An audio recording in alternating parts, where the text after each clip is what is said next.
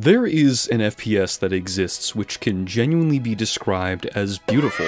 Now, yes, I know this may sound like an odd claim, especially given the nature of the FPS genre, namely the shooter part of the acronym. That said, even games with horrifying stories and terrifying subject matters that most would consider to be awful or disturbing can be beautiful. Not many games with depressing subject matters can often prove themselves to be worthy of this achievement, but some do manage to achieve this. So, sit back, relax, and enjoy a 17-year-old Halo 3 promotional Burger King meal while I tell you about how one game managed to utilize the noir setting to differentiate itself from every other shooter in existence.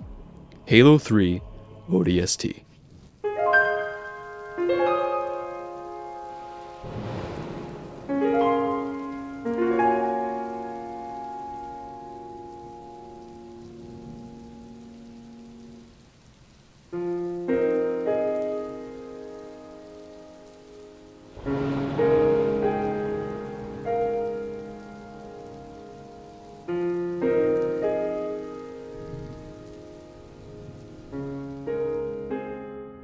Before we delve deep into ODST itself, it's first important to understand where it fits within the entire Halo franchise.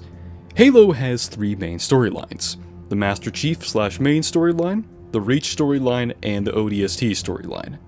The difference between the latter two as compared to the main storyline is that they are generally pretty depressing and feature much more nuanced subject matters and stories.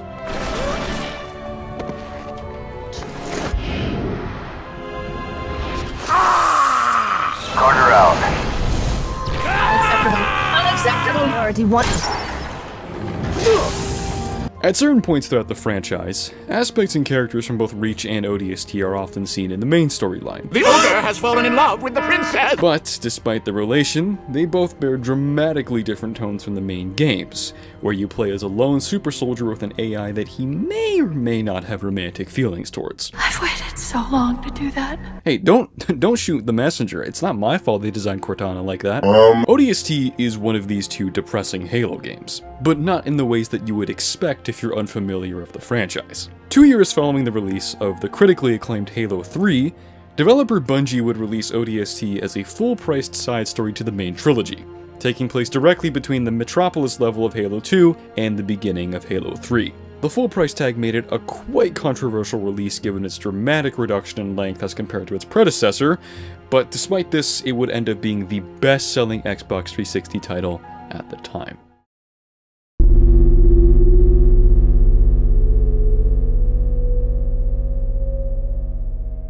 ODST has the player put in the boots of the Rookie, an ODST, or Orbital Drop Shock Trooper in the United Nations Space Command, an international military organization fighting an alien collective known as the Covenant. As the Rookie, you play alongside a couple other ODSTs, namely Dutch, Mickey, Romeo, Buck, voiced by Nathan Fillion, and Oni Agent Dare. Now what the hell kind of armor was she wearing? Dunno, Mickey. I wasn't looking at her gear. The game opens immediately with the explanation that, like the title of these troopers, their job is to drop from orbit onto a Covenant carrier and disarm it, currently hovering above the African megacity of New Mombasa, otherwise also seen simultaneously in Halo 2. Except, Dare has a different goal, and orders the squad to change trajectory much to their surprise. Stand by to adjust trajectory. On my mark. What did you just say? This all goes wrong as the carrier enters slip space and disappears, leaving the team completely separated and stranded due to a wave of radiation disabling their pods. As the Rookie, you now wake up 6 hours after the drop, isolated from the rest of your squad in a now Covenant-filled New Mombasa. Your goal is now to find the rest of your squad and get out of the city, but that's easier said than done given what lies in front. A first for the Halo franchise, ODST made use of a partially open-world, close-quarters city environment. Unlike 6 hours earlier, it's now a cold and rainy night, which the player is able to see through with conveniently equipped night vision, known as Visor. Accompanied with this dreary setting is some somber and mysterious music, eliciting a sense of isolation and mystery.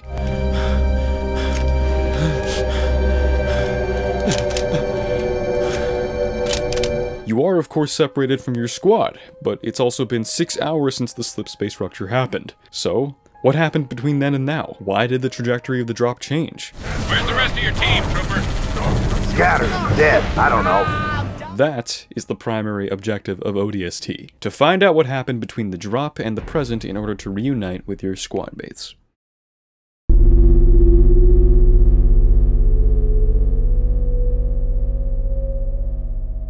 As the rookie, you ascertain what happened in the past by finding clues that are relevant to actions taken by their other squad mates, which range from a broken helmet, to a camera, to even a simple empty canister. Upon discovering each of these clues, the player is then put into the boots of each squad mate and placed through the scenario which led to their clues arriving where they settled in the first place. Buck winds up attempting to rescue Dare from a group of Covenant before an explosion knocks Dare's helmet across a courtyard and into a screen. Dutch winds up crashing his Warthog into a wall, which is witnessed by a crashing drone, which loses its camera in the process. Dutch also ends up using a Gauss cannon, which is ruined in a large firefight before meeting Mickey. Dutch and Mickey end up setting a series of explosive charges which result in their remains being launched across a body of water. The charges, not Dutch and Mickey. Romeo ends up getting hit by a brute chieftain with his sniper rifle, barely saving his life and falling from a skyscraper. Also again, the sniper rifle, not Romeo. And finally, a canister used to heal Romeo temporarily is thrown out from under a subway entrance gate. You gonna tell us her name, Gunny? Ms. Naval Intelligence. Our new boss. Oh, brother. So check your mouths, find your chairs, and get set for a combat drop. As the rookie discovers and figures out the way these events transfolded through the clues he finds, more of the city opens up, allowing the player to discover more and more. By diverting from the preset waypoint to each clue, they're able to find things like weapon caches and references to smaller events, such as graffiti showing hatred towards the UNSC, and conspiracies about the war itself. The most remarkable piece of world building is the story of Sadie, as told through electronic devices like screens and phones, which make their presence well known by either ringing, dispensing endless amounts of currency, or phrases vocalized by the city's superintendent AI.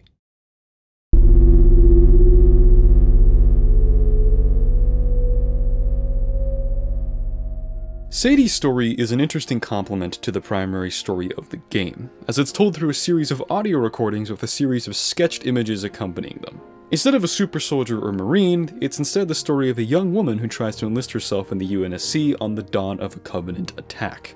A metagame developed by Fourth Wall Studios, the story tells the 50-minute tale of Sadie, the daughter of Dr. Indesha, a scientist responsible for managing the superintendent AI, including a secret security subroutine designed to keep Sadie safe, nicknamed Virgil. At the start of the Covenant invasion of Earth, 7 engineers, or Hurugok, were dispatched by the Covenant to likely take control of New Mombasa's electrical systems and to potentially hack the superintendent AI itself. Unlike other races that are a part of the Covenant Empire, the Hurugok do their bidding unwillingly, and are kept in check with explosive collars. Out of the 7 of them that were dispatched, only 1 survived as the remaining 6 sacrificed themselves to free it out of captivity, and to potentially get their Covenant intel to the UNSC. Mickey, turn around. Find a safe place to set us down. What? Why? I lost something. Now I know where to find her. Throughout the 30 audio logs that are able to be found and accessed, it allows for the player to piece together how Sadie is eventually informed of the Hurugok's existence and its eventual merge with the Virgil subroutine, leading to a close bond between Sadie and the Hurugok. It's heavily implied that without the Hurugok, the Virgil subroutine and the superintendent itself would likely not have recovered were it not for its actions. I'm not going to go into detail with the story itself, namely because it's really long for a minor side story, but remember the Hurugoks, because they will come back. We went through hell for that? I've included a link in the description with the full series of the audio logs. However, the most remarkable part of the audio logs is how they indirectly reveal how the rookie is able to find the clues he needs.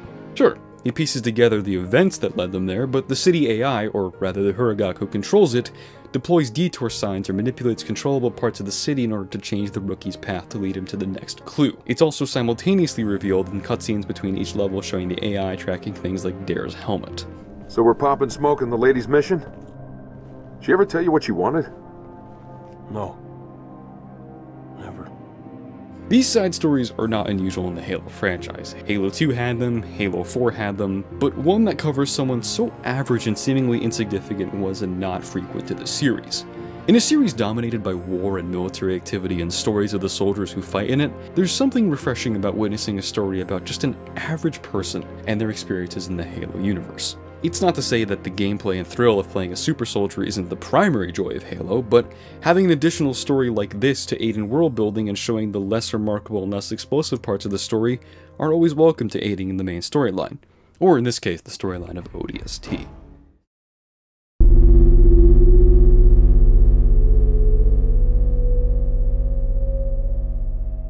The discovery of New Mombasa and the events that unfolded is often accompanied by dramatic and temperate jazz music, a mimic of the dramatic and mellow music often associated with mysteries in the noir genre.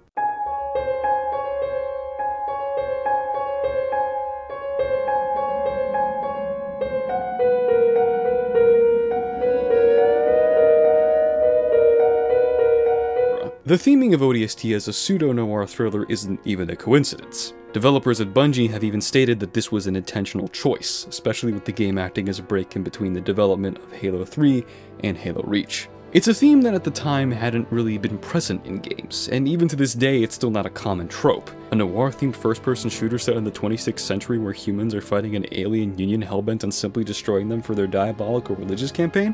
Well, when you put it like that, then no other game has yet to emulate what ODST does. The Navy put up a good fight. Of course they did. It's Earth. In all sincerity, the noir genre is not really all that well explored in the world of video games. Sure, there are some staples like the aptly named LA Noire and the long-forgotten Le Saboteur. Although, both of these titles are more engrossed in detective work and the World War II French rebellion against their occupation rather than an alien war. Back to ODST. The game, much like its developers at Bungie, does not hide the fact that noir is precisely what ODST is designed to mimic. If the jazzy piano track that accompanies the Rookie isn't proof enough, the pure darkness only illuminated by burning buildings and destruction left from earlier in the day accompanied by rain should be a sure enough sign that, guess what, you are the lone detective in that novel in the book section of Goodwill. And that's actually something I want to touch on a little bit more. The motif of the lone detective is also present in ODST, which is of course embodied by the Rookie being completely alone up until the final mission of the game. There is not a single ounce of human contact, only Covenant and the corpses and clues left behind by the events earlier in the day. While the game is largely written and portrayed with the Rookie trudging through the city alone, some hope does exist with each of the events the Rookie discovers happening closer and closer to the present. Where's the rest of your team, Trooper? Scattered, dead, I don't know. That's too bad. We're gonna need all the men we can get. Even still, all he can find are the echoes of his former squad mates. Quite literally. Simultaneously, there is somewhat a sense of beauty in the peace and silence that accompanies the player when they're not in combat against the Covenant.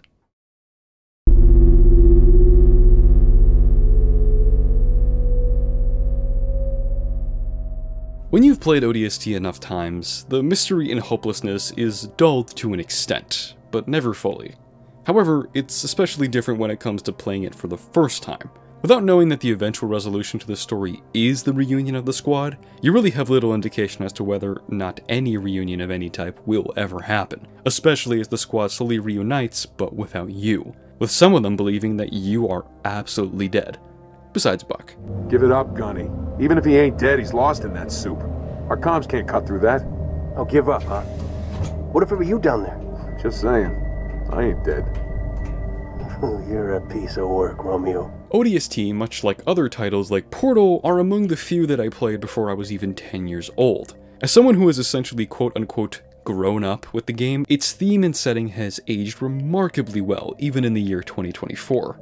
I mean, just look at the water visuals. Jesus, those look good for 2009.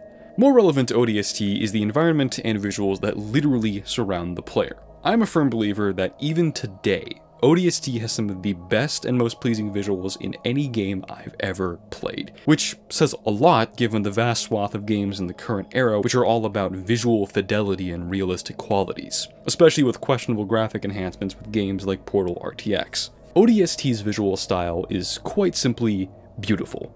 Genuinely. When you wear your night vision, things are quite literally clearer. The streets are easier to see through, the sky is bright, and even enemies have a convenient red highlight.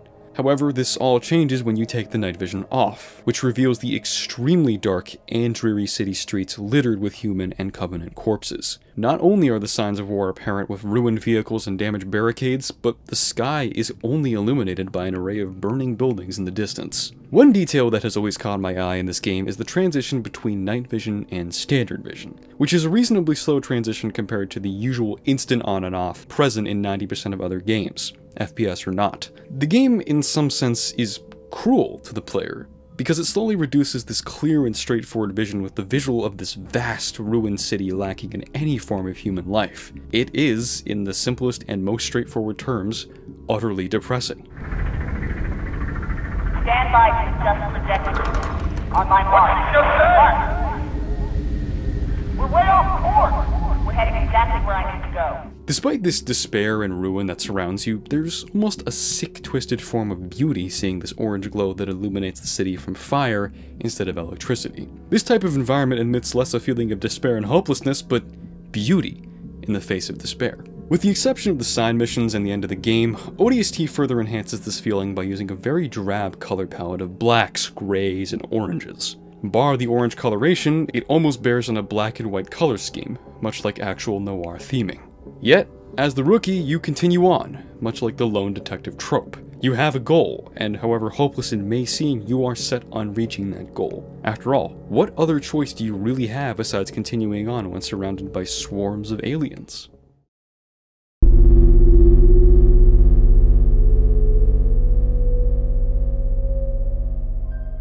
ODST is not a game that enters the conversation of games and their settings much in the present, but it has a remarkable reputation inside and outside of the Halo fandom.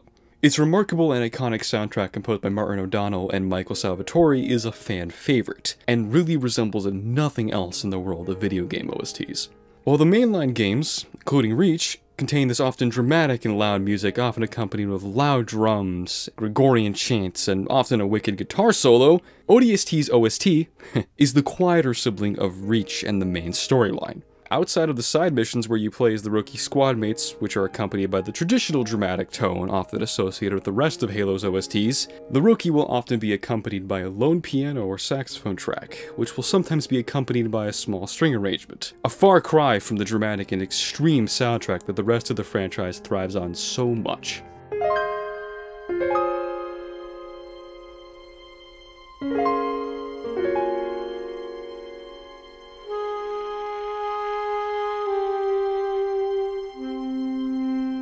Like the theming of the game, the music and audio design was also no accident. O'Donnell was quoted saying that he wanted to create a soundtrack which was reminiscent of the other Halo music, but because it tells a, quote, human story, not a cyborg story, end quote. It was also chosen for the more obvious aspects, such as mirroring the noir theming present in the game's visuals and story. Did I do something wrong? Because the only thing I regret about you and me, not knowing you were a spook when we first met. I would have been a lot less charming. The soundtrack received generally positive reception from critics and fans alike. Ryan McCaffrey of the official Xbox magazine deemed the soundtrack evocative enough for it to solely justify his purchase of the game. It's such a dramatically different soundtrack that it often seems detached. Sure, you know it's Halo, but it's also able to stand on its own ground. And maybe that's due to O'Donnell and Salvatore adapting the trailer music from their own original work, thus laying the blueprint for the rest of the game's soundtrack. Not only is it the OST that accomplishes this, but ODST itself stands not just as a game, but a piece of art which could very well stand on its own legs. And to some extent, it does.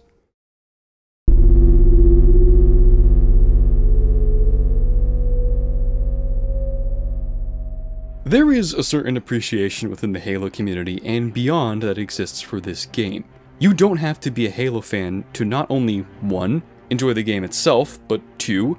Be able to appreciate its visuals and story.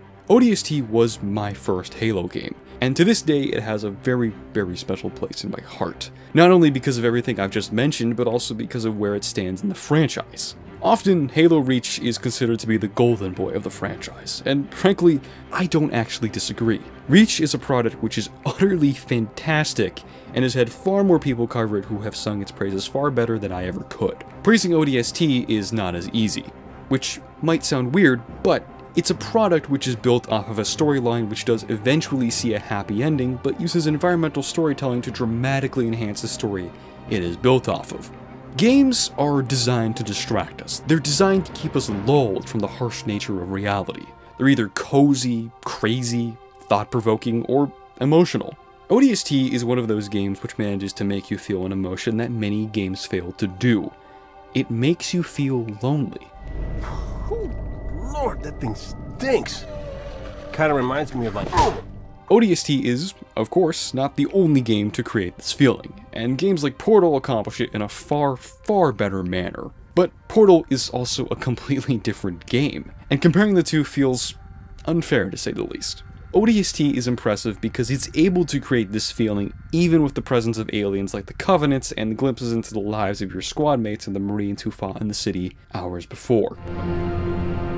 When did this happen? They started showing up right before I went underground. By the end of the game, the squad does eventually reunite after learning of their original true objective, rescuing the Huragok who embedded themselves with the Virgil security routine while in the Superintendent Data Center, aptly named Quick to Adjust. Not only does the squad get together again, but so do Dare and Buck after the events of the evening. What mission? You dropped off the grid. My squad was scattered.